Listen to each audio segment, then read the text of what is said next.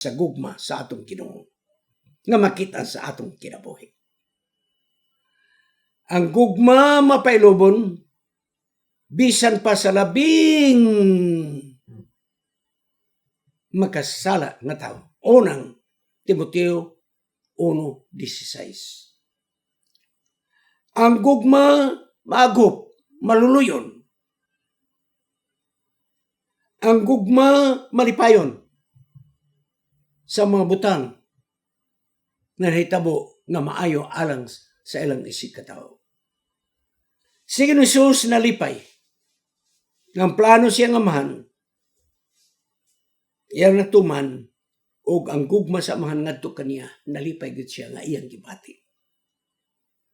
So mga kaigsunan, nagingon ang Hebreanon 12:3. Kuno na pag-ayo, yun sa naging Jesus pagkinabuhi sa yuta. Gabisan pa ang dautan, nagbuhat og labayang kadautan batok kaniya.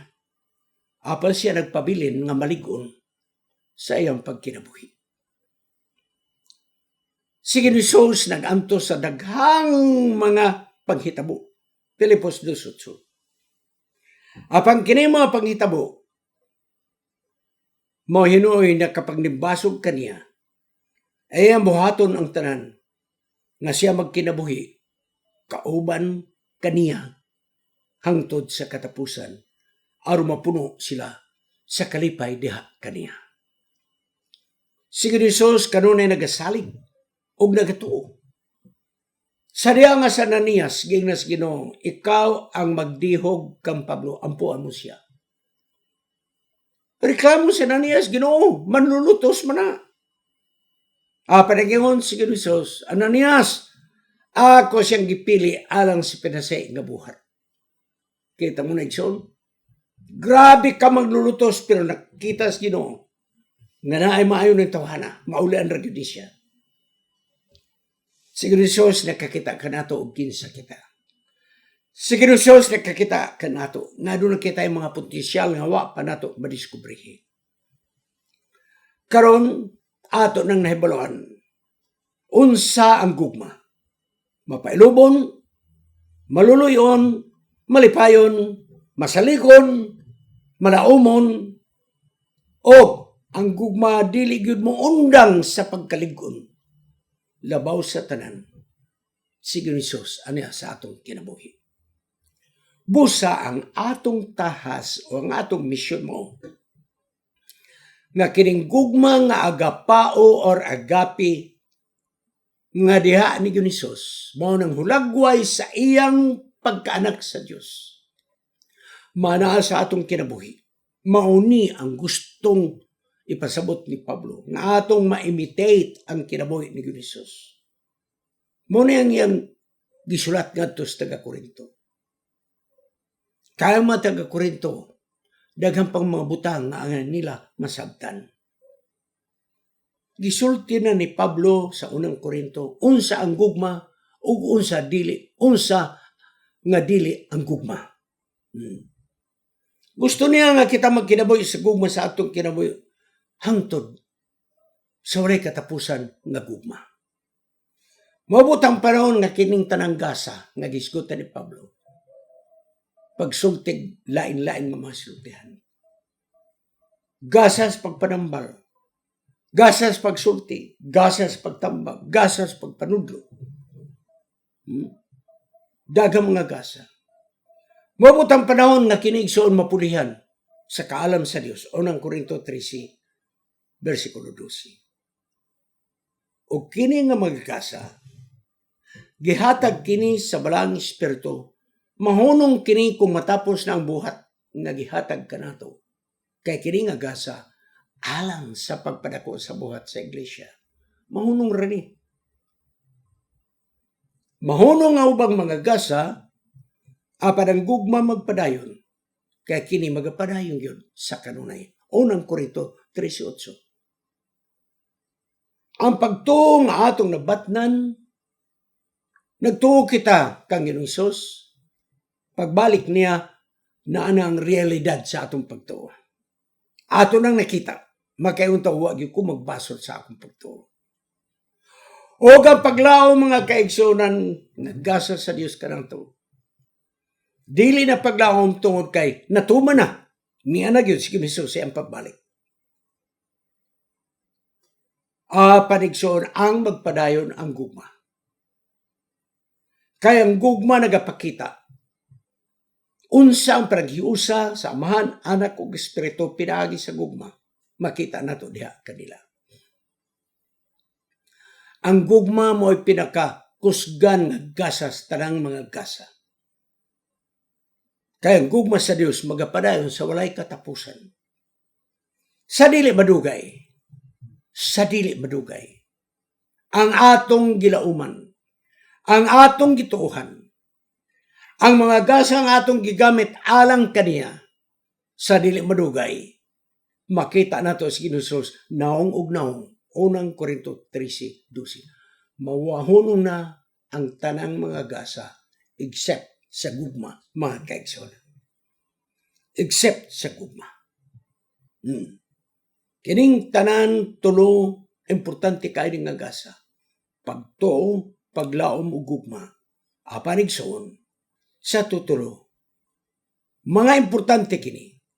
Ang gugma mo'y pinaka-importante nga gasa. Gugma nga agapi. Gugma nga agapao. Nga ato nang naisgutan, unsa to nga gugma. Naging silinuwait kung ikaw maingon, ikaw Kristohanon, na nang imong kasing-kasing mapuno diha sa gugma sa Dios o paghigugma sa mga katawhan. O ang imong kasing-kasing dili mapuno niini nga gugma, na ikaw dili matuod nga sumusunod ni Ginoos. Tingali doon na kay pagtuog, tingali kay doon na gahom sa pagbuhat sa mga milagro. Pan kung kini, gibuhat ni mo nga walay gugma, walay pulos ang mga gasa nga naa kanato. Natay daghang mga sermon, mga wali. Labos tanan ang atong gikinahanglan gugma sa atong isig katao. Gugma sa mga tao nga nangawala. Kini nga gugma gikan kini sa trono sa Dios. Busa ang tinuod nga Kristohanon puno. Ang iyang kinabuhi sa mong gugma nga agapi, mapailubon, etc. nga atong isgutan. Kaya ang gugma mag-ausab sa tanang bahin sa atong pagkatao. Ang gugma. Makausab sa atong utok. Makausab sa atong kasing-kasing. Makausab sa atong kamot nga mahimutang matinabangon sa uban. Makausab sa atong matiil nga atong tiil dili na magalakaw sa dalan nga hiwi.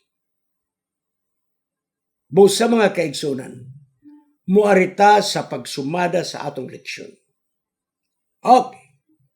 Sa Griego igsoon, dunay klase-klase nga gugma. Ang atong manggod pag yung nahigugma, maura yun nga gugma. Wala nila yung pulong. Sa Griego, kung unsa imong gigugma, na equivalent nga word. So, unahon na ito ang agape. Okay? Agape or agapao. Gugma. Eros, gugma. Philia, gugma. Estorge, gugma. Loros, gugma. Manya, gugma. Pragma, gugma. Kita mo na igsoon? Gugma. Karon igsoon. Unsa man ang kahulugan ni mga gugma sa Griego, tanawa. Pag ingon mo gugma nga eros, kanang gugma nga nag-uros-uros. Romantic love. Mo na yung gugma ni Joey ug ni Lovelyn, nga uros-uros. Physical attraction.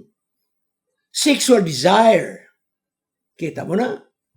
So ang eros mga kaigsunan, gugma sa imong opposite sex. Nga doon ay attraction sa saogbana sa opposite sex. Sunod nga gugma. Philia, mo na ay fellows. Lalom, gugma nga matinudanon sa higala, gugma nga matinudanon sa mga barkada, o unya, gugma nga doon ay pagtahod sa usag-usa, Gugma kini nga walay sexual nga katuyuan. Minagsuon nga gugma. Sunod, storge. Ang storge, natural, protective, instinctive affection felt between family members, especially parents and children. Mao na ang gugma sa mga ginikanan sa amahan o ginan ngadto silang anak, storge, mga kaigsunan. Mao na ang gugma sa mga anak ngadto sa ilang amahan o ginahan, mga kaigsunan. Natural na nga dunay pagbati nila.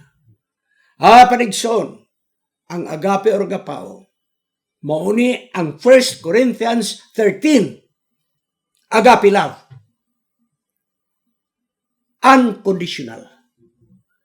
Wala kung mahigugma tungod kay, wala.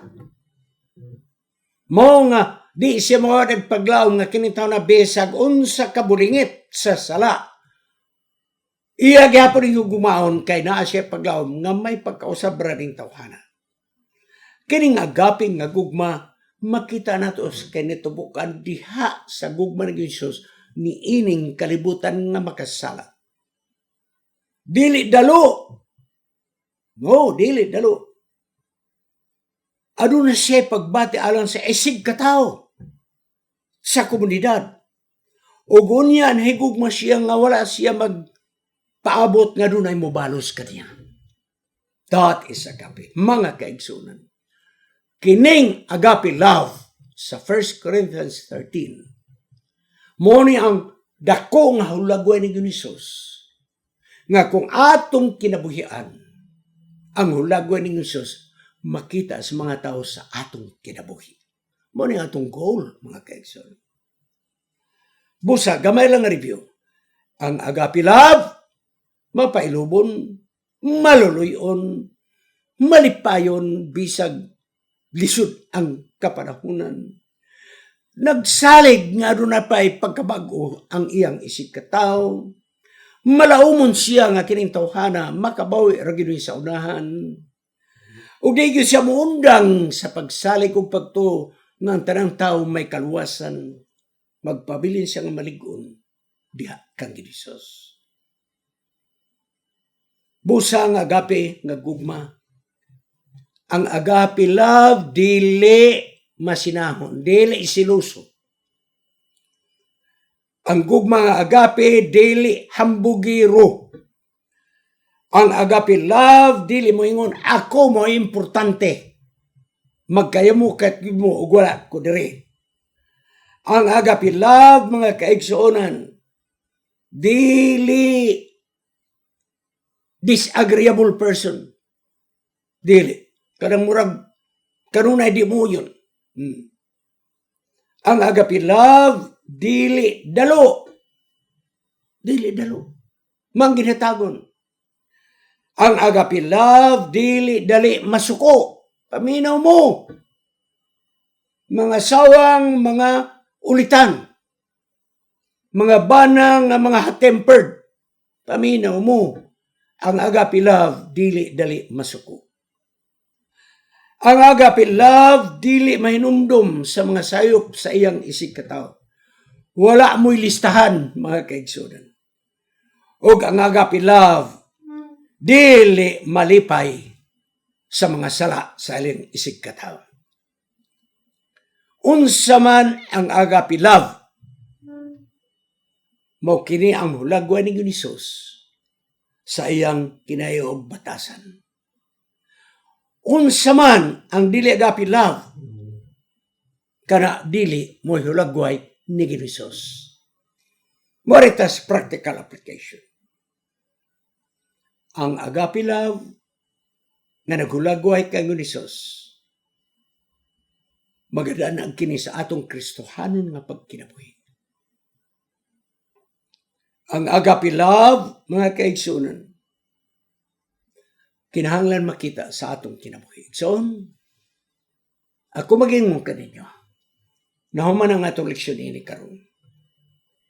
Ang ato na lang pagabuhaton, i-aplikar nato sa atong kinabuhi ang atong leksyon. Wado nato ang pagdumot sa atong isikataw. Ato ng palao ng mga pangalan sa kaaway sa atong kinabuhi. Wala na. Mga sawag ba na di na ta mag-away-away. Kaya bisag gagmayng mga butang, awayan pag yun. Di na ta ulitan, di na ta dili masuko. Karong leksyon na human ang atong leksyon, ang ato karong pag-abuhaton, application sa atong kinabuhi. Manginaot ko nga kini nga leksyon karon, makausap sa atong batasan o kinaya. Akong tapuson. Basta gani ka ng pagkinabuhi na gani sa Kristo, aron mubalik ko sa akong paghinumdum si Mahatma Gandhi. Kaya ang India na ilalom sa pagdumala sa British government. Sa daghang mga katuigan, mag-search ko ka na kung pila katuig na himong koloni ang India. Grabe nga pagdaog-daog sa mga Protestant Christian o Catholic Christian nga mga British ang India. Grabe nga pagdaog-daog. Ug wala makita ni Mahatma Gandhi ang dagway ni Dionysus sa mga Christian nga mga British nga miadto sila nasod. Busa na ikinutlo nga akong nakuha. Please, screenshot ninyo. Nagingon si Mahatma Gandhi, I like your Christ. I do not like your Christians. Your Christians are so unlike your Christ. Mahatma Gandhi, mo niyang leader sa India, na nakatag kagawasan sa India, akong binisayon. Ganahan ko sa inyong Kristo. Apadili ko ganahan sa inyong mga Kristiyanos. Kaya ang inyong mga Kristiyanos, dili sama sa inyong Kristo. Akong balikon. Hinauto tayo inyong masabtan ang pinulungan ni Mahatma Gandhi. Ganahan ko sa inyong Kristo. Apadili ko ganahan sa inyong mga Christians. Kaya ang inyong mga Christians, dili man sama sa inyong Kristo. Sa ato pa, ang agape love na portrait ni Dionysus, wala makita ni Mahatma Gandhi sa mga Christians. Ganahan ko sa inyong Kristo. Kaya ang inyong gugma, agape. Di lang ko ganahan sa mga Christians, kaya mga Christians, dili sama sa ilang Kristo nga adunay agape love. Please, mga kaigsunan, panahon nga kita magkinabuhi sa agape love. Aron ang portrait ni Dionysus, magadanag sa atong kinabuhi, gabisag asa tamo adto. Makaingon sa Mahatma Gandhi, ganahan ko sa inyong Kristo. Ganahan po ko sa inyong mga Christians. Kaya inyong mga Christians, sama man sa inyong Kristo. Magapo kita sa pagtapos. Gamhanan nga Diyos nga naka sa mga langit. Amo nang nasabtan ug unsa ang agape love. Karon balang espiritu naghangyo kami kanimo. Mupuyo ikaw sa among kasing-kasing. Aron ang agape love ni Dionysus makaplagan sa among kinabuhi. Aron nga katawhan nga among ikahibalat, makakita ni Kristos nga among gialagaran. Ug makita nila ang agape love nga among gikaruban adlaw-adlaw. Akong giampo ang tanang mga bana. Nga unta nga agape love, makaplagan sa inyong kasing-kasing. Ako sa giampo ang tanang mga asawa. Nga unta ang agape love, makaplagan sa kinabuhi sa tanang mga asawa. Akong giampo ang mga kabataan. Nga ang agape love, anaakan ninyong mga anak. Ug akong giampo na sa sulod sa iglesia, ang tanang mga katawan sa Dios, ana ang agape love. Aron kabisan asa ta magalakaw, bisag asa ta magatrabaho, ang agape love makita sa mga katawan sa atong kinabuhi. Salamat kay ikaw nagatubag sa among pagkampo. Sa ngalan ni Jesus manluwas. Amen. Kining inyong higala, si Pastor Wendell Mungaya Serrano, nga inyong igsoon usab magkapadasig sa matag usa kaninyo sa pag-like, pag-share, labaw sa tanan sa pag-subscribe sa atong YouTube channel ng pangalan Wendell Mungaya Serrano ug ayaw kalimot sa pag-click sa notification bell hangtod sa sunod nga higayon magkita na usab kita.